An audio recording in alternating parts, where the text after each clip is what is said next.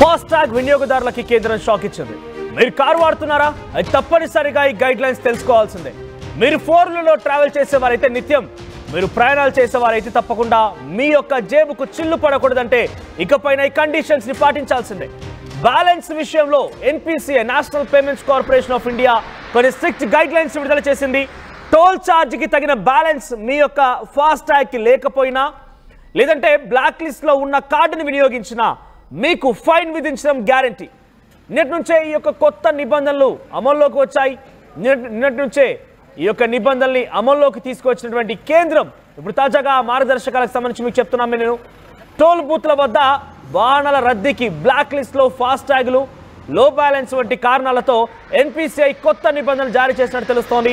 మీరు కనుక గమనిస్తే ఎప్పుడైనా టోల్ గేట్ దగ్గరికి వెళ్ళి ఉంటే కనుక ఆల్రెడీ ఒక కార్ వెళ్ళి ఉంటుంది.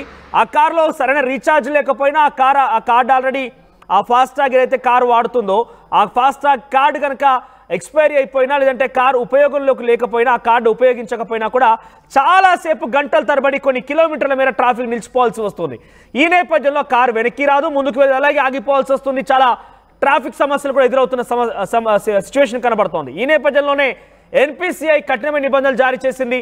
బ్లాక్ లిస్ట్లో ఉన్న కార్డులను వినియోగించినా మీ కార్డు ఎక్స్పైర్ అయిపోయినా మినిమం రీఛార్జ్ 100 మెయింటైన్ చేయకపోయినా అది పక్కాగా బ్లాక్ లిస్ట్లోకి వెళ్తుంది. మీకు జరిమానా తప్పనిసరి.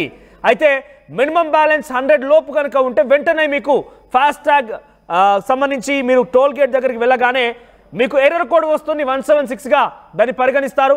వెంటనే మీరు 10 నిమిషాల లోపు కనుక రీఛార్జ్ చేసుకోకపోతే మీ జేబుకు చిల్లు పడ్డట్టే, మీరు ఫైన్ తప్పకుండా కట్టాల్సిందే. ఇక